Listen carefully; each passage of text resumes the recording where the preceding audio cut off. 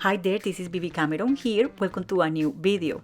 Today I'm featuring the beautiful Botanical split background stamp by Simon Says Stamp and two easy and fun multicolor heat embossing techniques using wow embossing powders. Today I'm also taking part on an Instagram blog hop and giveaways featuring the Hello Beautiful release by Simon Says Stamp. I'm going to add the links to the hop in the video description, so perhaps you can join us. Okay, so here I have some of the gorgeous embossing powder trios by Wow.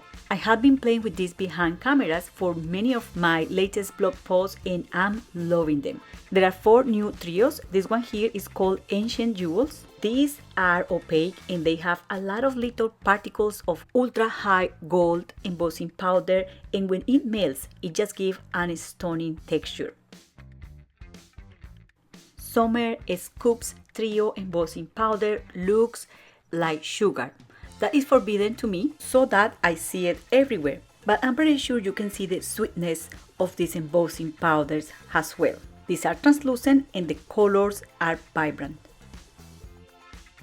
The powders included in Pick Me Up are translucent and they have that beautiful iridescent shine into the powder. If you apply them on black or dark backgrounds, you won't see the colors of the powder. Instead, you will see the shine.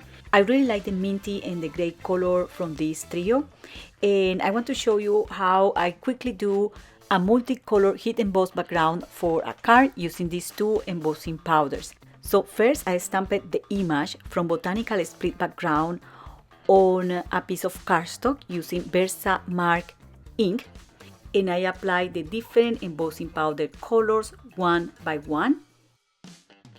And to cover any gap in the image, I choose any of these colors and I apply it all over, and that will stick only in those areas in which I didn't apply embossing powder previously.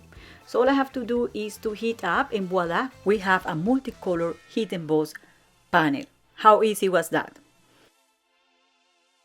Now let me show you a variation of the technique, and for this we are going to use Distress Oxide inks. Here I'm using Stormy Sky because it's a very soft like ink and it's opaque. And because for this I need to do some multi-stamping, I'm going to use a MISTI stamping tool. Once I finish stamping with the Distress Oxide ink, I'm going to add a layer of clear ink. And once this is done, I'm going to repeat the same process I just showed you with the previous panel. But of course, we are going to achieve a different result because of that Distress Oxide ink. I'm going to heat up this panel out of camera, and here is my panel. Done, easy peasy. And as you will see here, we will achieve completely different look and feel just by using Distress Oxide inks in exactly the same embossing powders. And if you use black ink to do exactly the same with the same embossing powder colors, you won't be able to see the color, but that iridescent shine over the image. I just wanted to show you this to give you extra ideas, and I get a little bit worried because I know time is gold and you want to see that bright card I share on the Instagram hop. But because I'm very annoying, I'm going to show you here a couple of samples or things you can do with those backgrounds, and you can make just simple composition with stamped images like these two here using those panels. This card is in my blog, and I also use Bonnie Blessings stamp set from Hello Beautiful released by Simon Says Stamp to complete it. Now finally, let's see the gorgeous trio Fiesta. You can completely transform your celebration cards into a fiesta with these embossing powders. They are bright and translucent, and they have that beautiful golden glitter into the powder that make them extra sparkling. I haven't talked about the start of the day, that is this gorgeous Botanical split background by Simon Says Stamp. You saw it in action before, but the cool thing about this stamp is that you can pull the parts apart and then you can stamp those using different ink colors or apply different techniques. Today I'm going to keep it all together to show you the beautiful image this stamp produced, but also tips and ideas. So the first thing I do is to apply anti-static powder over a piece of cardstock, and after applying the ink on the stamp, I just place the cardstock over, and with the help of a brayer, I just transfer that image to the paper. This is a super easy and quick way to do this. For better results, I will advise to use a stamping platform. I'm using here the MISTI to stamp over and over so that I can apply more ink to the paper, achieving a more crisp and defined heat embossed image. Then I just sprinkle the embossing powder over the image, and I carefully check this off. I don't want the whole image to be covered with the same embossing powder color. I return the leftover of embossing powder to the jar, and then I do the same using different colors from the same trio. But you can use any embossing powder you might have in your stash if you don't have these ones. The idea is not to cover the whole image with the embossing powder, so that you can apply a third layer of embossing powder to cover all those areas in which the embossing powder didn't stick, and then you can heat this up. You can use as many colors of embossing powder as you want, and there is no secret, not magic. This is as simple as that, and I already showed you that in the first minute of the video, but here I wanted to show you with a little bit more of detail. This is a 6x6 image, but you can just trim this down to any size you might like. Next, I'm going to create the sentiment, and for that I'm going to need double-sided adhesive sheets. I'm going to stick this at the back of a piece of cardstock, and I'm going to die cut this using Chunky Birthday Wafer die by Simon Says Stamp. This die will die cut the individual letters, and it will also die cut an outline to frame those letters. This die set also includes a backing plate to cut a background panel for that sentiment. You will be able to see how I assembled this sentiment in a minute. So what I did was grabbing each of these letters, then I removed the backing paper from the adhesive, exposing that adhesive, and then I dabbed each letter into different embossing powder colors, and I heat set up this. I was doing this with a color pattern because I have 3 embossing powder colors and 8 letters, and I didn't want to have 2 consecutive letters using the same embossing powder color.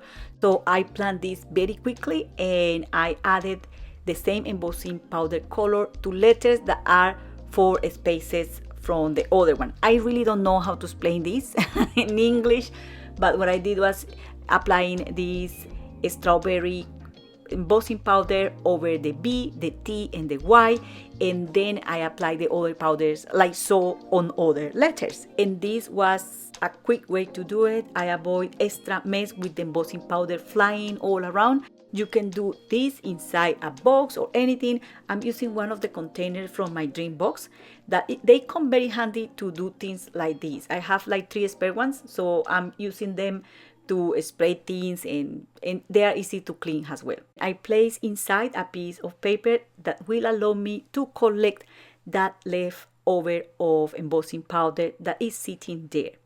So I'm showing you this slowly so you can see what I did exactly in real time. But I know that you don't need to see this being done over and over, so I'm going to speed the camera here, and you will be able to see how I finish the other letters.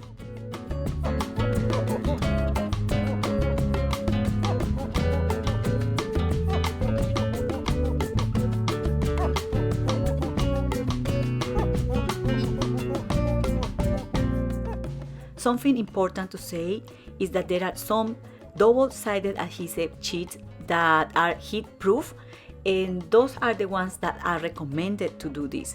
However, I'm using here just regular double-sided adhesive sheets that I have in my stash, and I was being very careful to avoid burning the paper. I'm using the Wow Heat Embossing tool in the set 2, and I didn't see any smoke or anything. My letters were okay. I was just being very careful and paying attention to any change on the embossing powder or the paper, and I really love the look and feel of those letters. I really believe that by applying the embossing powder this way, it takes the die cut to another dimension.